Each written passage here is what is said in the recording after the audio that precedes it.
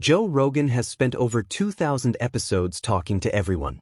UFC fighters, scientists, comedians, conspiracy theorists, billionaires, and presidential candidates. He's built the biggest podcast in the world on one simple principle: genuine curiosity delivered without filters.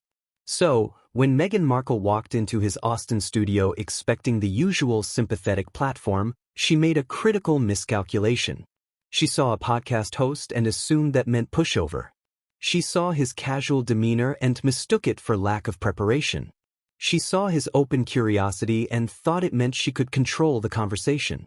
Within 90 minutes, though she wouldn't last that long, the Duchess of Sussex would discover what countless politicians and celebrities had learned before her. Joe Rogan doesn't care about your title. He cares about whether your story makes sense. And when it doesn't, he says so. Before we dive into this explosive confrontation, make sure you hit subscribe and smash that like button. Now, let's get into what really happened in that Austin studio. The Joe Rogan Experience studio had its usual casual energy. Leather chairs, podcast equipment, the infamous elk meat in the fridge somewhere nearby. Joe sat in his signature position, headphones on, coffee within reach, ready for what his team had promised would be an interesting conversation. Meghan Markle entered with an entourage that seemed excessive for a podcast. Handlers, a publicist, someone who appeared to be a narrative consultant. Meghan settled into her chair, crossing her legs with practiced elegance. "We're good." "So before we start, my show is pretty simple. We just talk. No topics are off limits unless you tell me up front. It goes long. We follow the conversation wherever it goes. That work for you?" Meghan's smile tightened almost imperceptibly. "Within reason." "Within reason," Joe repeated. "What does that mean?" "It means there are some subjects I'd prefer to avoid." "What?" "Personal family matters. Speculation about my marriage, things that have been addressed elsewhere." Joe nodded slowly. "Okay, but here's the thing. I don't really do restrictions. If something comes up naturally, I'm going to ask about it. You can choose not to answer, but I can't promise to avoid topics." Meghan's expression cooled. "That seems like a hostile way to start." "It's not hostile. It's honest. There's a difference. Most people appreciate knowing the rules up front. Most people aren't dealing with what I'm dealing with." Joe raised an eyebrow. "What are you dealing with?" "Constant misrepresentation, media attacks, people who've decided who I am without knowing me." "Okay, so help me know you. That's why you're here, right?" Meghan paused, seeming to realize she'd started off on the wrong foot. "Yes, that's why I'm here." "Great. Let's go." Joe leaned back, his posture relaxed, but his attention focused. "So, how's life? Like, actually, not the PR version, the real version." Meghan tilted her head, her expression shifting to something almost condescending. "I'm wonderful. Thriving actually, though I find that question interesting. The real version. As if you expect me to say something other than the truth. I expect nothing. I'm just curious. You've been through a lot publicly. I'm wondering how you're actually doing privately." "I'm doing great. America has been incredibly welcoming." "Has it?" "Because the media coverage hasn't been particularly welcoming. The Spotify thing ended badly. Netflix projects got canceled. You weren't invited to the Met Gala this year. That doesn't sound like a warm embrace." Meghan's expression hardened. "You're conflating media coverage with actual experience. My daily life is wonderful. What the press says is irrelevant." "Is it?" "Because you've done a lot of media yourself. Netflix documentaries, Oprah interviews, magazine covers. If media is irrelevant, why engage with it so much?" "To tell my own story. There's a difference between being covered by media and controlling your own narrative. But the narrative hasn't been great lately, has it? The projects aren't materializing. The public perception seems to be shifting. What's going wrong?" Meghan's voice took on an edge. "Nothing is going wrong. Projects evolve. That's the entertainment industry. Evolve is a nice word for canceled. The animated series was canceled. Several documentary concepts were dropped. That's not evolution. That's rejection. You don't understand how the industry works. I've been in entertainment for 30 years. I understand exactly how it works. When projects get cancelled, it usually means someone isn't happy with something. Meghan shifted in her chair, her composure showing the first cracks. Can we talk about something else? Sure. Let's talk about the Met Gala. You weren't invited this year. What happened? Meghan's expression flickered. A flash of something that might have been hurt before she composed herself. I wasn't on the list this year. These things fluctuate, do they? Because the Met Gala is pretty consistent about inviting major celebrities. You're a duchess. You're on magazine covers. Not being invited seems like a statement.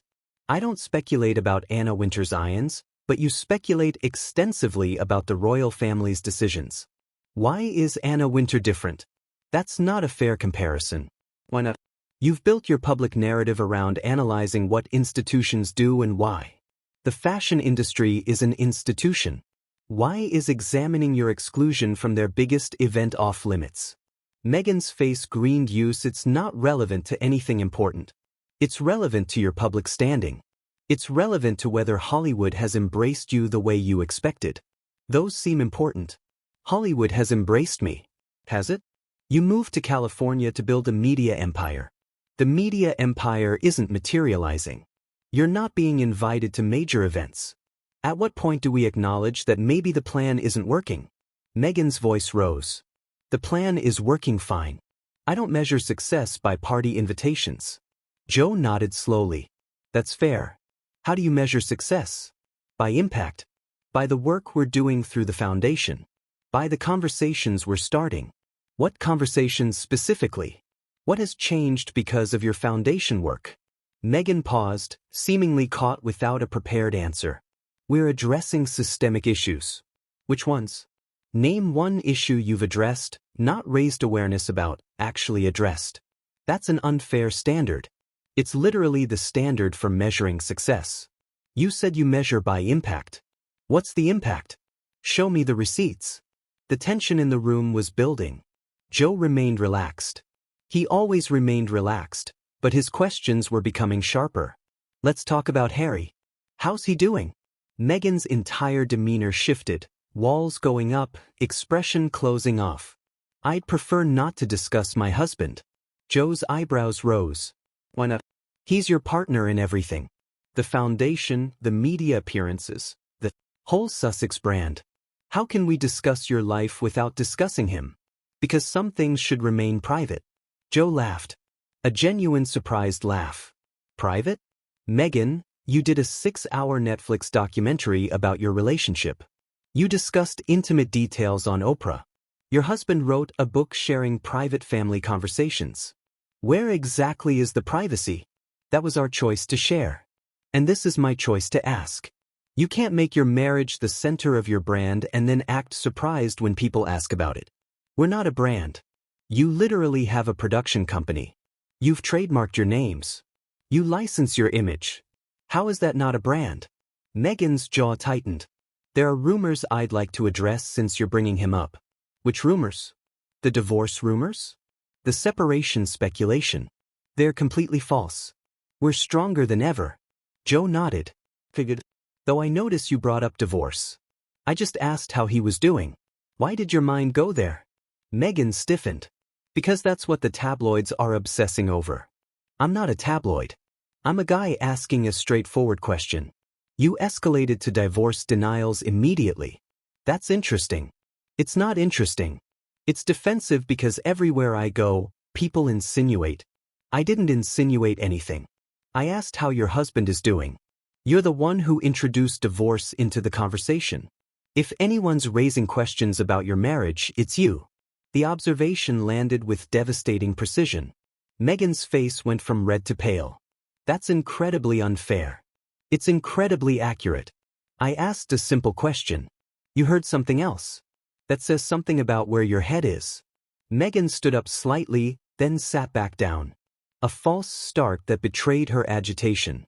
You're deliberately provoking me. I'm asking you questions. If questions feel like provocation, that says something about your relationship with questions. My relationship with questions is fine. Is it?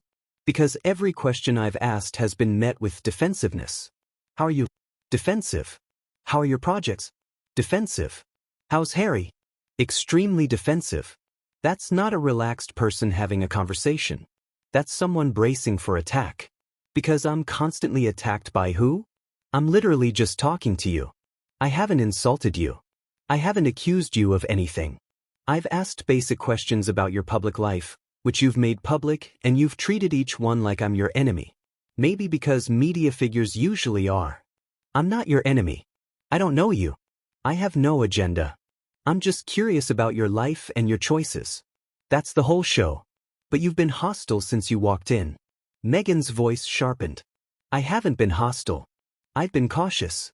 Cautious looks like thoughtful pauses and careful answers. What you've been doing is defensive and dismissive. Those are different things. You don't understand what I've been through. Then help me understand. That's literally why you're here. But every time I ask a question, you treat it as an attack. At some point, you have to wonder if the problem is the questions or the person answering them. Joe took a sip of his coffee, his expression thoughtful. Let me ask you something. You've done a lot of interviews, Oprah, Netflix, various magazines. Why did you agree to come on my show? It's long form. It's unstructured. It's not known for being gentle. Meghan considered the question. I thought it would be an opportunity for a real conversation away from the usual media frameworks. And how's that going so far? Not well, apparently. Why do you think that is? Meghan paused. Because you're not being fair. What's unfair? I've asked about your life, your projects, your husband, your place in Hollywood. Those are standard conversation topics. I ask everyone the same kinds of things. Your framing is hostile. My framing is curious. I ask questions and wait for answers. That's the whole show. 3 hours of conversation. No editing, no manipulation, just talk. If that feels hostile, maybe examine why. Because the questions themselves are loaded. How are you is loaded. How's Harry is loaded. Tell me about your foundation work is loaded. Those are literally the friendliest questions possible. Meghan's composure cracked. It's the way you ask them. I ask them normally. Conversationally the way I'd ask anyone. You're the one who's been defensive since you sat down. Before I asked a single challenging question, you were already braced for attack because I know how these things go. You don't know how this goes. You've never done my show.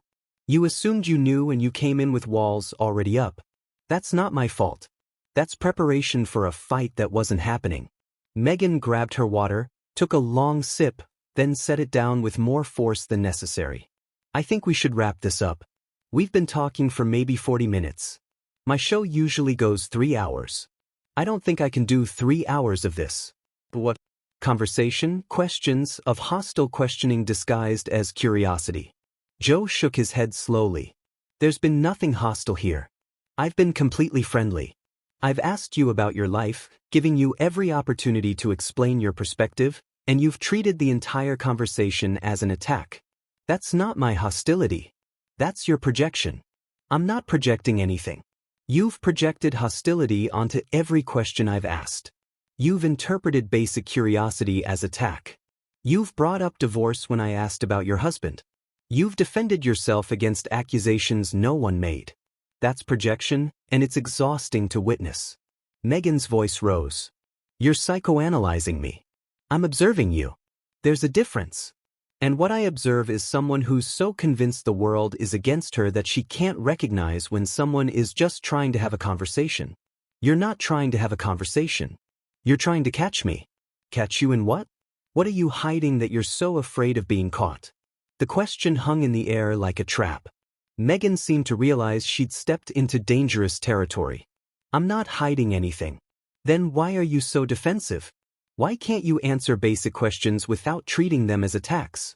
Why does every interview become a confrontation? Because people like you make it a confrontation. I've made nothing. I've asked questions. You've created the confrontation with your responses. The temperature in this room is your creation, not mine. Meghan stood up fully, her composure finally breaking. I'm done. This was a mistake.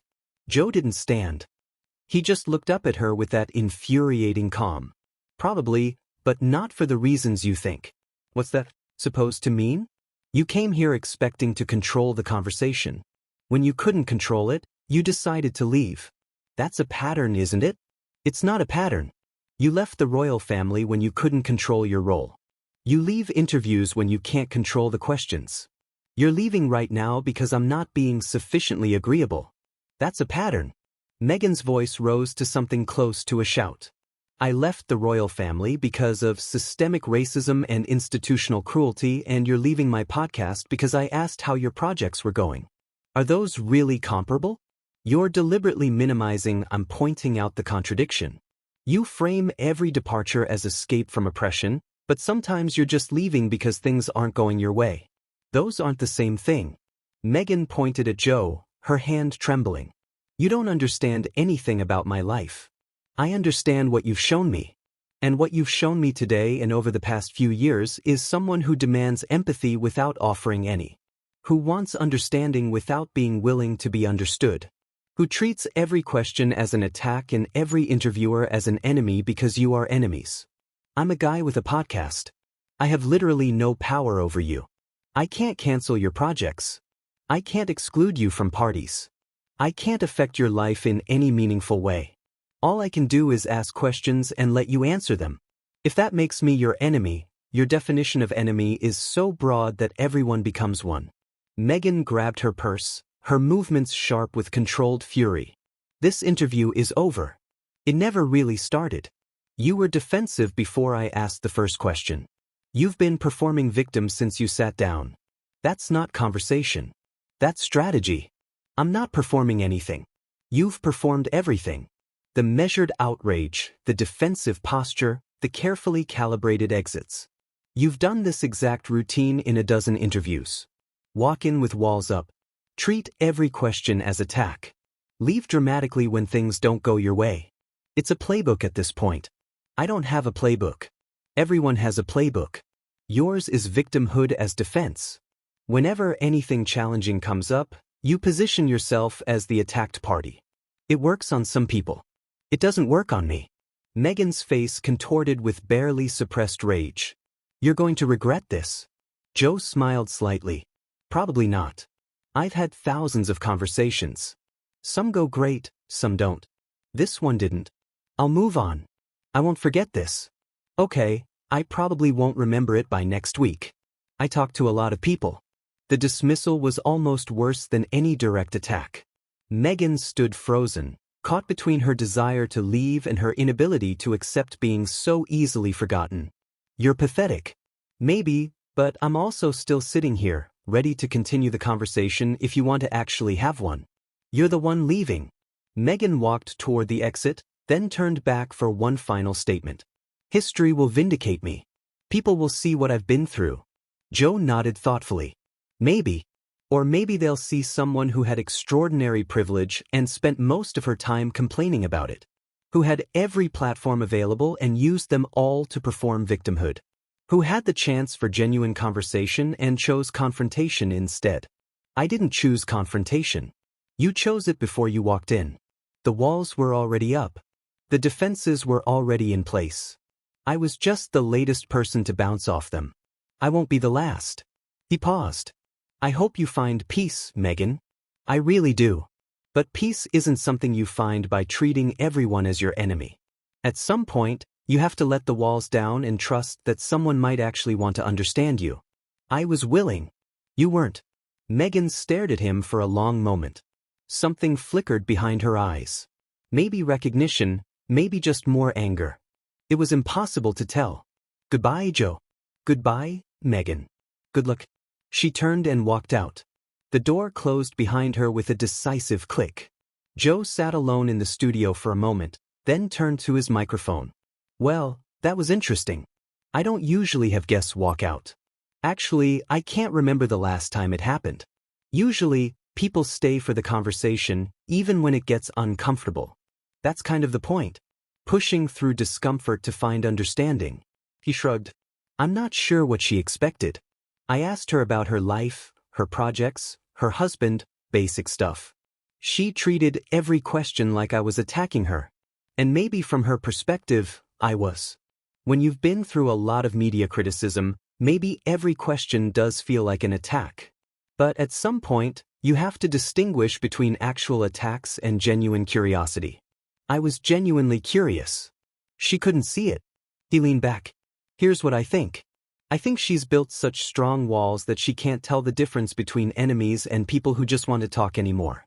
And that's sad because underneath all that defensiveness, there's probably an interesting person. A person who's been through real things, had real struggles, made real choices, but we couldn't get to that person. The performance got in the way. He took a sip of coffee. Anyway, she's welcome back anytime. Most people who walk out regret it eventually. Maybe she will. The interview lasted 43 minutes before Meghan walked out. Its impact would last considerably longer. Joe Rogan continued doing what he'd always done, having long conversations with anyone willing to sit across from him, following curiosity wherever it led, and refusing to pretend that defensiveness was the same as honesty. Meghan Markle returned to Montecito, to her foundation work, to her ongoing media strategy. But the confrontation followed her, proof that her narrative couldn't withstand someone who simply kept asking questions. Some conversations reveal connection. Others reveal walls. And some walls are so high that even genuine curiosity can't climb over them. Joe had been curious. Meghan had been defensive, and the microphones had captured it all. What do you think? Was Joe too direct, or did Meghan deserve every question? Who would you want to see on her next? Drop your thoughts in the comments below. If you enjoyed this story, don't forget to like this video to help it reach more people.